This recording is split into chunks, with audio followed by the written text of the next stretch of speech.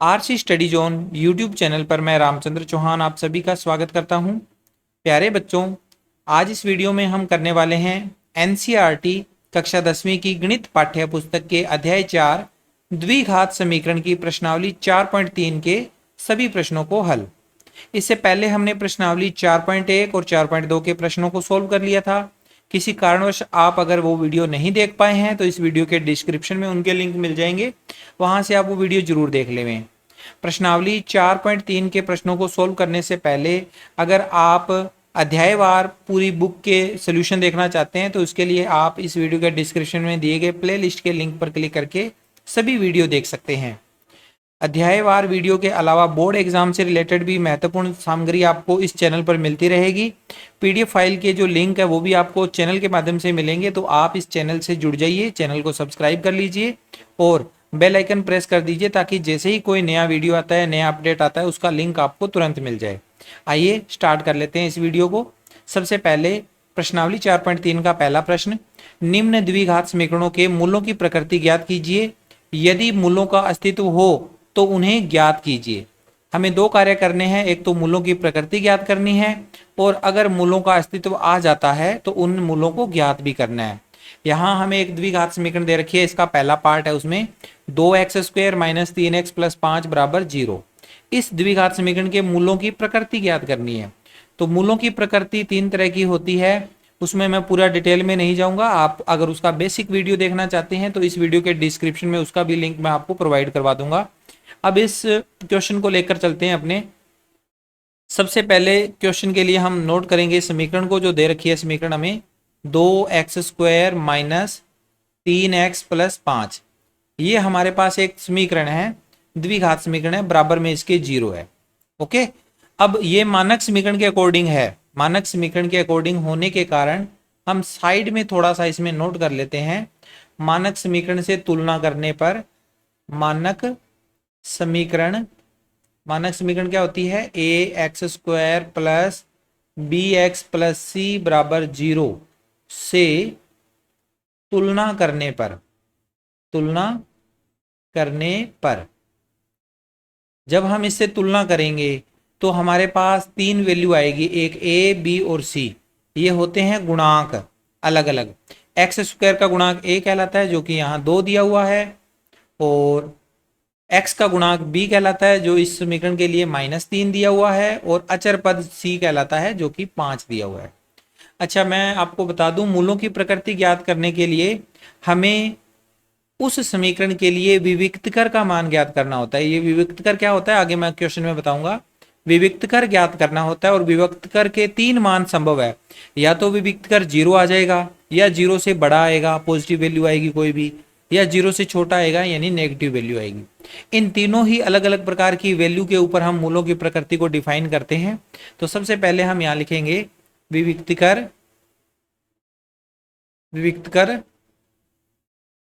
d, जिसका formula होता है b² - 4ac। अब इस d की वैल्यू निकालने के लिए हम ये मान अपने इसमें रखेंगे, abc के मान। b का स्क्वायर है यानी -3 का स्क्वायर, -4 × a की वैल्यू 2 और c की वैल्यू 5। -3 का स्क्वायर करेंगे तो माइनस कट जाएगा, स्क्वायर होने पे प्लस का 9 आएगा, 3 का स्क्वायर, और -4, 2 और 5 इनका गुणा करेंगे, 4 दूनी 8, 8 5 40, 40 आ गया। 9 - 40, तो माइनस की वैल्यू बड़ी होने के कारण माइनस में आ जाएगा 31। अब आप देखिए d का मान -31 आया है, तो यहाँ से हम ये कह सकते हैं कि d का मान 0 से छोटा हो गया। d का मान नेगेटिव आ गया यानी 0 से छोटा आ गया। तो लिख दोगे लास्ट में, जब ऐसी स्थिति आती है कि d का मान 0 से छोटा आ जाए तब हम कहते हैं कि मूलों का अस्तित्व नहीं होता। अतः मूलों का अस्तित्व नहीं है, काल्पनिक मूल हो जाएंगे इसके। अतः मूलों का अस्तित्व नहीं है, मूलों का अस्तित्व नहीं है। ठीक है, मूलों का अस्तित्व कब नहीं होता, जब d का मान माइनस में आ जाए। तो इस समीकरण को हमने सोल्व करके देखा है, वियुक्तकर मान निकाला d का, जो कि 0 से छोटा आया, माइनस में आया, तो मूलों का अस्तित्व नहीं है। हमारा सवाल ये यहाँ पर कंप्लीट हो जाता है। ठीक है, इसके अलावा भी अगर आप बाकी क्वेश्चन करना चाहते हैं, इसी तरह से ही करने हमें सारे के सारे क्वेश्चन, तो आगे चलते हैं, हम इसका सेकंड पार्ट करते हैं। सेकंड क्वेश्चन में हमारे पास सवाल दिया हुआ है 3x² माइनस 4√3x प्लस 4 बराबर 0। ये द्विघात समीकरण हमें दे रखी है। तो पहले हम समीकरण को नोट करेंगे, फिर उसके बाद इसके मानक समीकरण के साथ तुलना करने पर हम ABC के मान निकाल लेंगे और उसके बाद विविक्त कर D का मान निकाल लेंगे। फिर चेक करेंगे कि मूलों का अस्तित्व है या नहीं है, अदरवाइज अगर है तो उन मूलों को ज्ञात कैसे करना है। तो पहले हम मानक द्विघात समीकरण के मूलों को यहाँ से तुलना करके निकालेंगे। ABC के मान x² के गुणा में 3 है तो वो a का मान 3 हो जाएगा। b जो होता है x के गुणा में होता है तो x के गुणा में यहाँ पर माइनस का 4 वर्गमूल 3 है। और लास्ट जो c होता है वो अचर पद होता है तो अचर पद 4 है। अब यहाँ से हम विविक्त कर d का मान निकालेंगे इस क्वेश्चन के लिए। विविक्त कर d और d का फार्मूला b² माइनस 4ac। इसमें हम मान रखेंगे b का स्क्वायर यानी -4√3 इस पूरे का स्क्वायर माइनस 4 गुणा a का मान 3 और c का मान 4। सोल्व करेंगे। अब यहाँ देखिए माइनस का स्क्वायर करेंगे तो प्लस का आएगा, 4 का स्क्वायर 16 होता है और माइनस रूट 3 का स्क्वायर करेंगे तो 3 आएगा। तो 16 और 3 का गुणा करेंगे 48 और माइनस में 4 3 12, 12 चौके 48। इस तरह से यहां पर आ गया 0। इसका मतलब क्या हुआ, d बराबर आ गया 0। d का मान 0 आया है, नीचे लिख देंगे अतः मूलों का अस्तित्व है। मूलों का अस्तित्व है। जब d का मान 0 आ जाए या पॉजिटिव वैल्यू आ जाए, कोई भी प्लस का कोई भी मान आ जाए तो मूलों का अस्तित्व है। तथा मूल कैसे हैं, तथा मूल वास्तविक व एक समान है। वास्तविक व एक समान है, ये इसकी प्रॉपर्टी हमने लगा दी। जब d का मान 0 आता है तो ये होता है। अब हम श्रीधर आचार्य सूत्र लगाएंगे इसमें। श्रीधर आचार्य सूत्र मूल ज्ञात करने का बहुत ही अच्छा सूत्र है। श्रीधर आचार्य सूत्र से द्विघात समीकरण के मूल यानी x का मान -b plus minus under the root b² minus 4ac और बटा में 2a। अब इसमें मान रखेंगे x बराबर -b का मान माइनस में खुद है, माइनस का 4√3 और प्लस माइनस ये वाली वैल्यू हमने b² माइनस 4ac फाइंड कर रखी है, 0 इसका आंसर आएगा। 0 और बटा में 2 गुणा a का मान कितना है, a का मान है 3। अब आप इसे आगे देखोगे, सोल्व करोगे तो ये माइनस माइनस तो हो जाएगा प्लस, 4 वर्गमूल 3 और प्लस माइनस 0 का वर्गमूल 0 होता है और बटा में 6। तो अगले पेज पे चलते हैं। हमारे पास x की वैल्यू आएगी 4 वर्गमूल 3 प्लस माइनस 0 और बटा में 6। तो x आ जाएगा 4 वर्गमूल 3 प्लस 0 बटा 6 कोमा 4 वर्गमूल 3 प्लस माइनस 0 बटा 6। सोल्व कर लेंगे इसे तो ये बन जाएगा 4 वर्गमूल 3 बटा 6 कोमा 4 वर्गमूल 3 बटा 6। 4 और 6 2 के पहाड़े से कट जाएंगे, 2√3 बटा 3 कोमा 2√3 बटा 3। ये हमारा इस क्वेश्चन का आंसर हो गया। x के दोनों मूल ज्ञात हो गए। ओके, आगे चलते हैं। इसके बाद अगला क्वेश्चन करेंगे। इसका नेक्स्ट क्वेश्चन हमें दिया हुआ है 2x² माइनस 6x प्लस 3 बराबर 0। चलिए इसे हल करेंगे। सबसे पहले हम लिखेंगे 2x² माइनस 6x प्लस 3 बराबर 0। ये द्विघात समीकरण है। इस द्विघात समीकरण की मानक द्विघात समीकरण से हम कंपैरिजन करेंगे, तुलना करेंगे, ABC के मान हमें प्राप्त हो जाएंगे। x² का गुणांक a होता है जो कि 2 दिया हुआ है, x का गुणांक होता है b माइनस का 6 और अचर पद c 3 आ जाएगा। फिर इसका विविक्त कर निकालेंगे पिछले क्वेश्चन की तरह ही। विविक्त कर आ जाएगा हमारे पास d बराबर b² माइनस 4 AC। तो D का मान B स्क्वायर यानी -6 का स्क्वायर माइनस 4 गुणा ए कितना है 2 और C कितना है 3। तो आगे सोल्व करेंगे, -6 का स्क्वायर 36 माइनस 4 दूनी 8, 8 दिए 24, 24 आ जाएगा। 36 में से 24 घटाएंगे तो 12। डी का मान 12 आ गया, यानी डी आ गया हमारे पास, डी आ गया 0 से बड़ा, ग्रेटर देन 0 आ गया। इसका मतलब क्या हुआ, अतः मूलों का अस्तित्व है, मूलों का अस्तित्व है तथा इसके अलावा मूल वास्तविक हैं एवं वास्तविक एवं भिन्न भिन्न है। मूल वास्तविक तो है लेकिन भिन्न भिन्न है, भिन्न भिन्न है।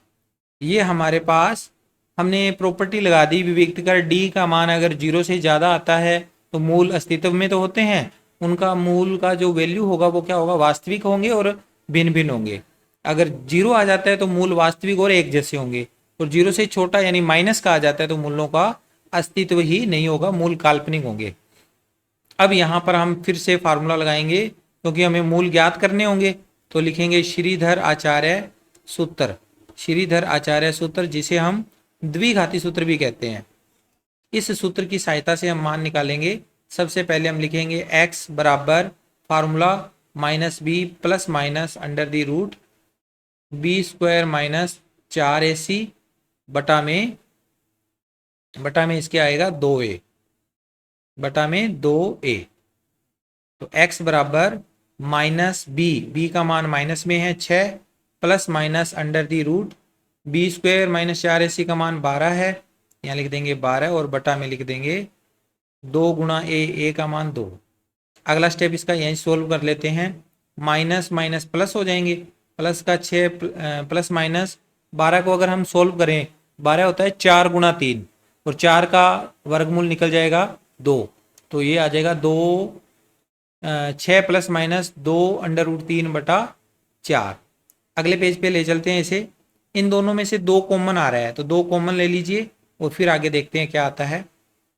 अगले पेज पे हम ले लेते हैं इससे, x बराबर आएगा हमारे पास, x बराबर 2 कॉमन, 6 की जगह 3 रह जाएगा और प्लस में under root 3 plus minus under root 3 और बटा में कितना था 4।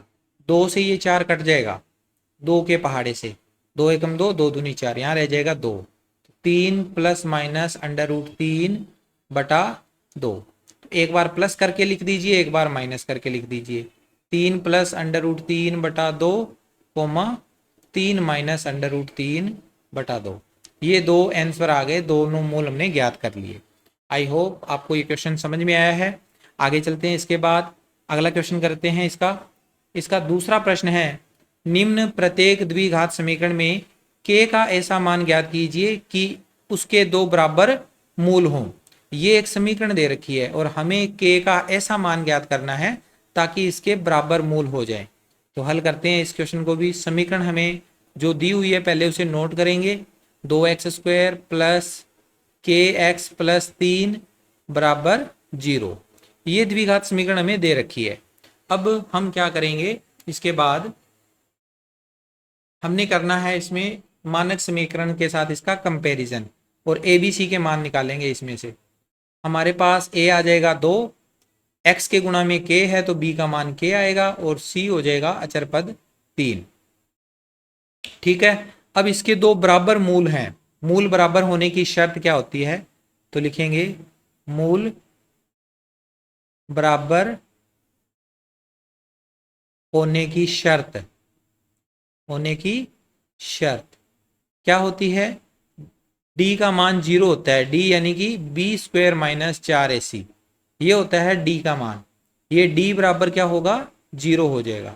ऊपर चाहो तो आप यहाँ लिख दो d बराबर 0। मूल बराबर होने की शर्त d बराबर 0 और d का मतलब हो गया b स्क्वायर माइनस 4ac, ये वाली वैल्यू 0। अब इसमें मान रख दीजिए, b स्क्वायर यानी k का स्क्वायर माइनस 4 गुणा a का मान 2 और c का मान 3 बराबर 0।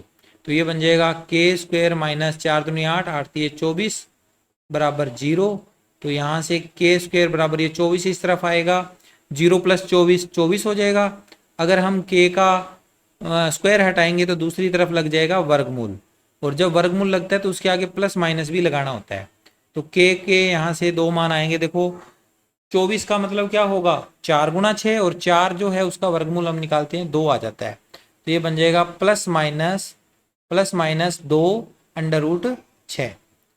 ये इसका आंसर आ जाएगा। 24 के गुणनखंड करके देख लेना, 2 × 2 × 2 × 3 ये होते हैं। तो एक जोड़ा बन रहा है, दो जोड़े में से एक 2 बाहर आ गया, और बचा हुआ 2 × 3 हमने अलग से नोट किया हुआ है। 2 × 3 का मतलब 6 हो गया। तो ये आ गया हमारा के का मान। ओके, आई होप आपको समझ में आया है। ये क्वेश्चन भी नोट कर लें इसे आप। आगे इसका सेकंड क्वेश्चन, जिसमें हमें समीकरण थोड़ी अजीब सी दे रखी है।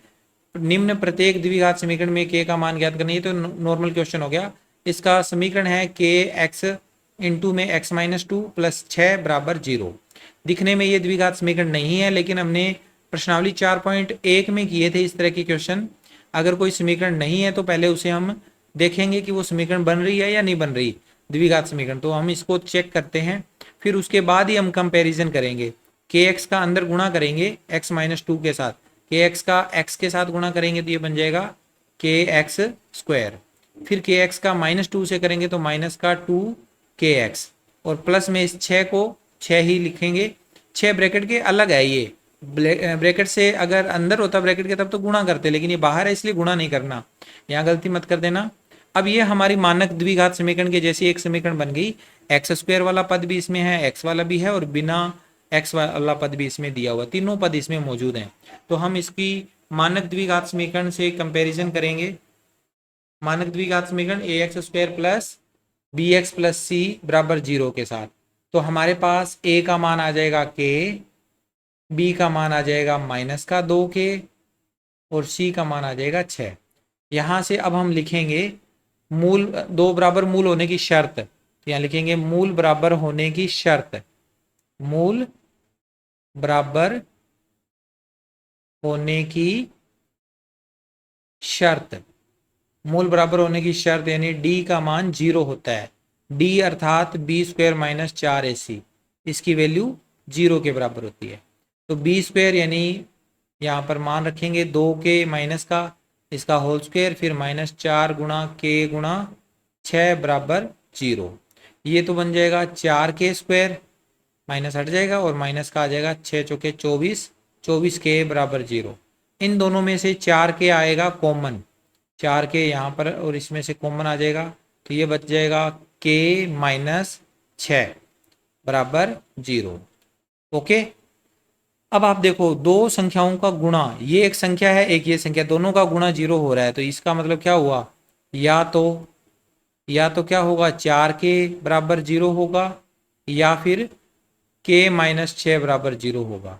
यहाँ से k का मान आएगा 0/4, अर्थात k बराबर आ जाएगा 0, और यहाँ से k बराबर आएगा 0 + 6, k का मान 6 आएगा। इस तरह से k के हमारे पास दो मान आ गए, एक तो आ गया 0 और दूसरा आ गया 6। ओके, तो ये क्वेश्चन हमारा यहाँ पर होता है कंप्लीट। आई होप आपको समझ में आया है। अब हम आगे बढ़ते हैं, इसका नेक्स्ट क्वेश्चन करते हैं। क्वेश्चन क्या है, क्या एक ऐसी आम की बगिया बनाना संभव है जिसकी लंबाई चौड़ाई से 2 गुनी हो और उसका क्षेत्रफल 800 मीटर स्क्वायर हो? यदि है तो उसकी लंबाई और चौड़ाई ज्ञात करो। बहुत ही अच्छा क्वेश्चन है। इस तरह के क्वेश्चन अक्सर पूछ लिए जाते हैं, तो हम इस क्वेश्चन को सोल्व करेंगे। यहाँ पर सबसे पहले तो हमने एक आम की बगिया को मान लिया कि इस तरह से है, जिसकी लंबाई जो है वो चौड़ाई की 2 गुनी है।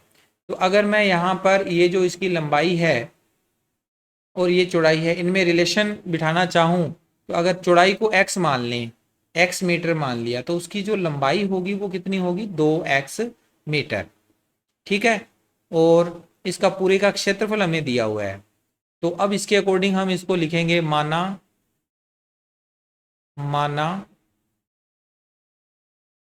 आम की बगिया की चौड़ाई को मान लिया x मीटर। प्रश्नानुसार प्रश्नानुसार वर्ड यहाँ ना लिखे, आगे लिखेंगे। x मीटर है, तब लंबाई कितनी हो जाएगी? लंबाई बराबर हो जाएगी 2x मीटर। अब लिखेंगे प्रश्नानुसार। प्रश्नानुसार क्या है? क्षेत्रफल कितना दिया हुआ है? क्षेत्रफल दिया हुआ है 800 मीटर स्क्वायर। 800 metre square. क्षेत्रफल का फार्मूला होता है लंबाई और चौड़ाई का गुणा। लंबाई गुणा चौड़ाई, ये किसके बराबर होता है? आयत के क्षेत्रफल के बराबर होता है। तो ये इसका मान 800 आ जाएगा। लंबाई है हमारी 2x और प्लस में, सॉरी मल्टीप्लाई में, इनटू में आएगा चौड़ाई। चौड़ाई आएगी x बराबर 800। तो ये बन जाएगा 2x स्क्वायर बराबर 800। अब दिखने में यहाँ पर हमें द्विघात समीकरण नहीं दिख रही, लेकिन ये भी एक द्विघात समीकरण का रूप है, जिसे हम ज़्यादा मतलब आगे कैलकुलेशन ज़्यादा नहीं करके, यानी कि इसको द्विघात समीकरण के रूप को ना बनाते हुए डायरेक्ट भी सोल्व कर सकते हैं। अगर हमें 2x स्क्वायर की वैल्यू 800 दे रखी है, तो हम यहाँ से x स्क्वायर की वैल्यू निकालेंगे 800 बटा 2, तो x स्क्वायर की वैल्यू आ जाएगी 400। और अगर x की वैल्यू निकालेंगे तो x की वैल्यू वर्गमूल 400, और आप सभी जानते हैं आगे प्लस माइनस लगाना होता है, और x बराबर आ जाएगा प्लस माइनस 20। चूंकि x क्या है? x भुजा की माप है। भुजा की माप है, जो कि क्या होती है? कभी ऋणात्मक नहीं होती। जो कभी ऋणात्मक नहीं होती। ऋणात्मक नहीं होती है। यहाँ x के दो मान आ रहे हैं, प्लस का 20 और माइनस का 20। तो हम यहाँ से कह सकते हैं कि x बराबर 20 ही सही हल है। ये हल ही सही हल है। तब चौड़ाई कितनी होगी? चौड़ाई जिसे हमने x माना हुआ है बराबर 20 मीटर। और लंबाई कितनी होगी? लंबाई 2x थी, चौड़ाई का डबल, तो 20 का डबल हो जाएगा, 2 गुणा 20, और 2 गुणा 20 करेंगे तो 40 मीटर। ये हमारी लंबाई और चौड़ाई ज्ञात हो गई। ओके, आई होप आपको सवाल समझ में आया है। इस तरह के सवाल ज़्यादा मुश्किल नहीं है, आप इजीली कर पाओगे। आगे बढ़ते हैं। इसके बाद इसका नेक्स्ट क्वेश्चन, क्वेश्चन नंबर 4। क्या निम्न स्थिति संभव है? यदि है तो उनकी आयु ज्ञात कीजिए। दो मित्रों की आयु का योग 20 वर्ष है। 4 वर्ष पूर्व उनकी आयु का गुणनफल 48 था। अच्छा, एक चीज मैं आपको यहाँ बताना भूल गया। जैसे यहाँ पर हमारे पास जो समीकरण बनी थी, हमने इजीली उसको सोल्व कर लिया, तो वो उसके रिजल्ट हमें पता चल गए। लेकिन कई बार क्या होता है, द्विघात समीकरण बनती है अच्छे से, तीनों ही पद होते हैं उसमें, एक्स स्क्वायर वाला पद, एक्स वाला पद और बिना एक्स वाला पद, अचर पद। जब तीनों पद होते हैं तो पहले हम डायरेक्ट उसको सोल्व करने पे नहीं जाएंगे। हम पहले ये चेक करेंगे कि क्या उसके मूल ज्ञात किए जा सकते हैं या नहीं, जो कि हमने विविक्त कर ज्ञात करके ज्ञात करना होता है। तो वो चीज़ भी आपने ध्यान में रखनी है। अब इस क्वेश्चन के लिए भी आप देखो, दो मित्रों की जो आयु है उनका योग 20 वर्ष है। 4 वर्ष पूर्व उनकी आयु का गुणनफल 48 था। तो क्या ऐसी स्थिति संभव है? अगर है तो उसको ज्ञात करना है, अगर नहीं है तो नहीं करना फिर आगे कुछ भी। तो लिख लेते हैं, जैसे दो मित्रों की आयु का योग 20 है, तो माना पहले मित्र की आयु x, पहले मित्र की वर्तमान आयु, वर्तमान आयु बराबर x वर्ष। पहले की x वर्ष है, तब दूसरे मित्र की वर्तमान आयु कितनी हो जाएगी? 20 में से x कम हो जाएंगे। दूसरे मित्र की वर्तमान आयु, दूसरे मित्र की वर्तमान आयु, पहले मित्र की x है, टोटल 20 है दोनों का, तो x कम हो जाएगा 20 में से, 20 माइनस x वर्ष। प्रश्नानुसार, प्रश्नानुसार अब आगे, 4 वर्ष पूर्व उनकी आयु का गुणनफल 48 था, आज से 4 साल पहले। तो यहां लिखेंगे 4 वर्ष पूर्व, 4 वर्ष पूर्व आयु का गुणनफल, आयु का गुणनफल कितना था, 48 था। तो देखो जैसे पहला मित्र आज x वर्ष का है तो 4 वर्ष पूर्व वो 4 साल का कम हो जाएगा, 4 साल उसकी आयु कम हो गई। और गुणा में दूसरा मित्र आज की जो एज है उसकी वर्तमान आयु वो कितनी है, 20 माइनस एक्स। इसमें से भी 4 कम कर दीजिए, 20 में से 4 कम हो जाएंगे तो दोनों का अब गुणनफल 48 होगा। अब इसे सोल्व करते हैं। देखो थोड़ा सा हमें इसमें दोबारा करना पड़ेगा। ये देखो 20 में से 4 कम हो जाएंगे, 16 माइनस एक्स रह जाएगा ये। ओके, बराबर में 48। अब x का गुणा इस 16 से करेंगे 16x, x का गुणा माइनस एक्स के साथ करेंगे तो माइनस एक्स स्क्वेयर, -4 का गुणा 16 से करेंगे तो माइनस के 16 चौके 64, -4 का गुणा माइनस एक्स के साथ करेंगे तो माइनस माइनस प्लस, प्लस के 4x बराबर 48। सारे मान एक तरफ लाएंगे। सबसे पहले सबसे बड़ा पद माइनस एक्स स्क्वेयर, फिर ये 16x और ये 4x दोनों प्लस के हैं तो दोनों प्लस के हो जाएंगे, टोटल 20x, माइनस के 64 और माइनस के ही 48 बराबर में 0। चिन्ह बदल देंगे इसके, ये माइनस है इसको प्लस में चेंज करना पड़ेगा तो यहाँ लिख दो -1 से गुणा। चाहे तो आप ये लिख दो कि चिन्ह बदलने पर, या लिख दो -1 से गुणा करने पर, बात वही होती है। -1 से गुणा करना यानी कि चिन्ह ही बदल रहे हैं हम। ये माइनस यहाँ से हट जाएगा, प्लस का एक्स स्क्वायर हो जाएगा। ये प्लस के 20x हैं, ये माइनस के 20x हो जाएंगे। और ये माइनस के 64 और माइनस के 48, माइनस के 112 थे लेकिन अब ये प्लस के 112 हो जाएंगे। और बराबर में तो 0 है ही। और ये क्या है, एक द्विघात समीकरण है। यह एक द्विघात समीकरण है, यह एक द्विघात समीकरण है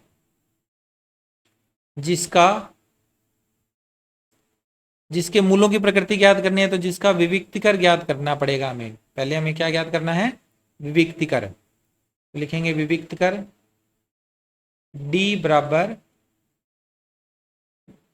d का मान हम नीचे लिख देते हैं, d बराबर बी स्क्वेयर माइनस 4ac। ठीक है, इसकी वैल्यू निकालेंगे बी स्क्वेयर, यानी अब यहाँ पर अपने पास मान नहीं है तो हम डायरेक्ट यहाँ पे मान लिख लेते हैं साइड में। ए बी सी के मान, ए का मान एक्स स्क्वेयर का गुणांक 1 है, बी का मान माइनस का 20 है और सी का मान प्लस का 112 है। अब बी स्क्वायर यानी -20 का स्क्वायर माइनस 4 गुणा ए का मान 1 और सी का मान 112 है। तो 20 का स्क्वायर 400 होता है तो -20 का स्क्वायर भी 400 ही होगा। 4 एकम 4, 4 का गुणा 112 से करेंगे तो 448। तो 400 में से 448 माइनस करेंगे तो माइनस के 48। तो d का मान क्या आया है, d का मान आया है माइनस में, तो लिख दो इस प्रकार। हम कह सकते हैं कि d लेस देन 0 है, अतः मूलों का अस्तित्व नहीं है, मूलों का अस्तित्व, मूल इसके नहीं है, मूलों का अस्तित्व नहीं है। अगर मूलों का अस्तित्व नहीं है तो लिख देंगे अतः दी गई स्थिति, जो प्रश्न में दी गई स्थिति है, दी गई स्थिति संभव नहीं है, दी गई स्थिति संभव नहीं है। ठीक है, इस क्वेश्चन के लिए जो स्थिति दे रखी है वो संभव ही नहीं है। ओके, आई होप आपको ये सवाल भी अच्छे से समझ में आया है। अब इस प्रश्नावली का अंतिम क्वेश्चन हमारे पास है 5वां, जिसमें हमें एक क्वेश्चन दिया हुआ है कि क्या परिमाप 80 मीटर तथा क्षेत्रफल 400 मीटर स्क्वायर के एक पार्क को बनाना संभव है?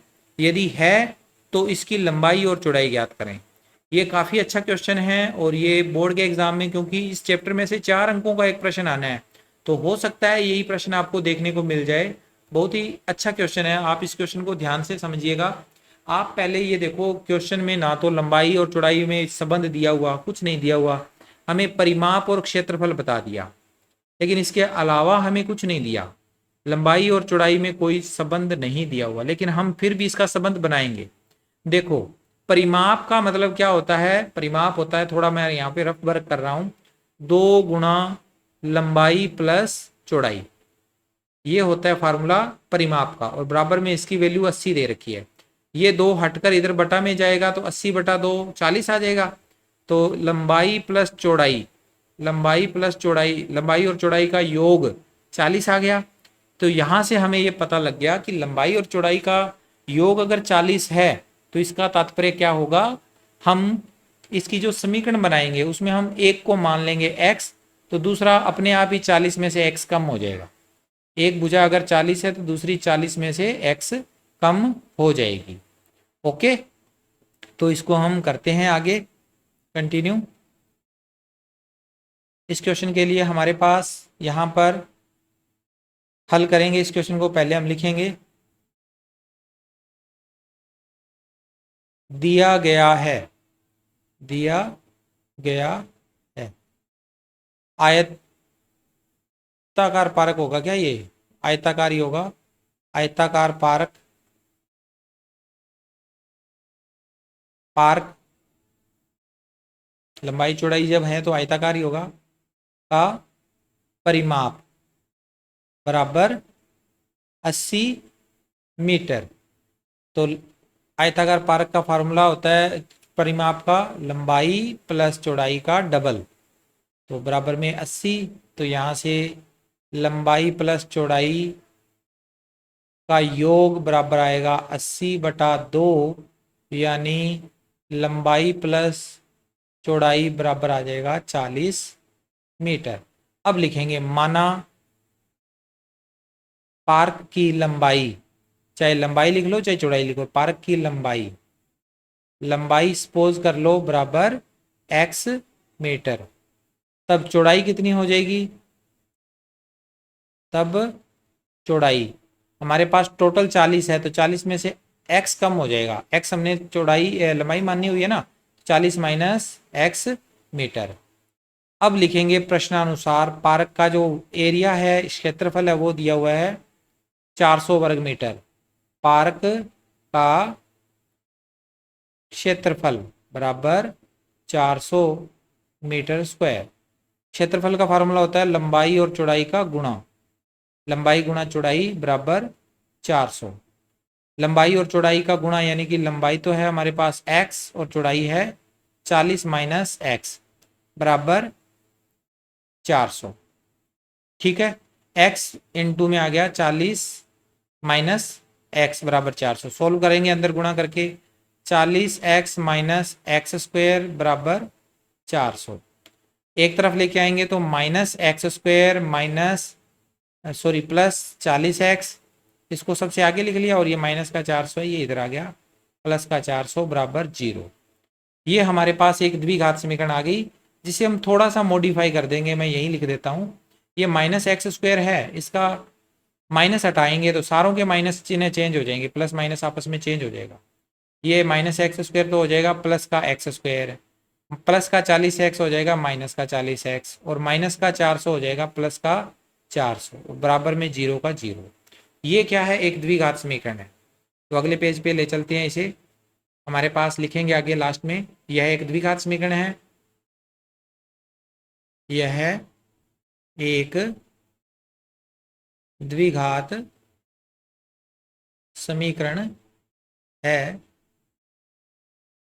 जिसके लिए अब क्योंकि हमें पता करना है कि ये संभव है या नहीं है, हम विविक्तिकर ज्ञात करेंगे पहले। तो विविक्तिकर, विविक्तिकर डी का फार्मूला होता है बी स्क्वेयर माइनस 4ac बराबर बी स्क्वेयर। यहाँ पे अपने वैल्यू देखते हैं, बी स्क्वेयर, बी का मान कितना है, बी का मान है माइनस का 40, ए का मान 1 है और सी का मान 400 है।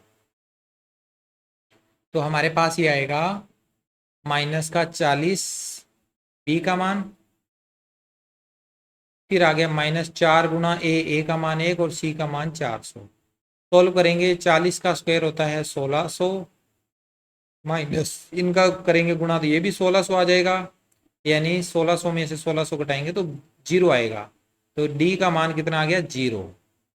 यानी कि यहाँ पर लिख देंगे मूल वास्तविक, मूलों का अस्तित्व तो है ही, मूल क्या है, वास्तविक तथा एक समान है। मूल क्या है, वास्तविक तथा एक समान है। ओके, यहां से हम ये डिक्लेयर कर चुके हैं। तब हम लगाएंगे इसमें श्रीधर आचार्य सूत्र, श्रीधर आचार्य सूत्र से, श्रीधर आचार्य सूत्र से x बराबर होता है माइनस बी प्लस माइनस वर्गमूल बी स्क्वायर माइनस 4ac बटा 2a, और बटा में आ जाएगा इसके, अब यहाँ पर माइनस बी का मान माइनस का 40 प्लस माइनस अंडर रूट में जो बी स्क्वायर माइनस 4ac है इसकी वैल्यू 0, और बटा में 2a का मान 1, तो ये आ जाएगा माइनस माइनस प्लस, प्लस के 40 प्लस माइनस 0 का वर्गमूल 0 बटा में 2, अलग अलग लिखेंगे 40 प्लस 0 बटा 2 कोमा 40 माइनस 0 बटा 2, दोनों ही कैलकुलेशन सोल्व करने पे 20 कोमा 20 आएगा x की वैल्यू। ठीक है, x के दो मान आ गए तो सेम ही मान है, तब हम लिखेंगे पार्क की लंबाई, पार्क की लंबाई, पार्क की लंबाई हमने x मानी हुई थी जो कि 20 मीटर आ जाएगी, और पार्क की चौड़ाई,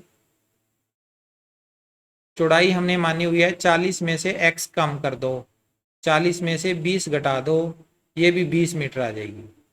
इस तरह से लंबाई और चौड़ाई दोनों बराबर आई है, तो हम ये स्थिति पर पहुंच गए हैं कि हम कह सकते हैं कि पार्क क्या है, आयताकार तो है ही, साथ में वो वर्गाकार भी है।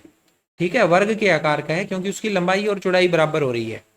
तो ये था प्रश्न संख्या 5वां जिसको आपने कंप्लीट किया। आई होप आपको ये प्रश्न भी समझ में आया है। इसके साथ ही यह वीडियो यहाँ पर कंप्लीट होती है। मैं मिलता हूँ आपसे नेक्स्ट वीडियो में। Take care, bye bye.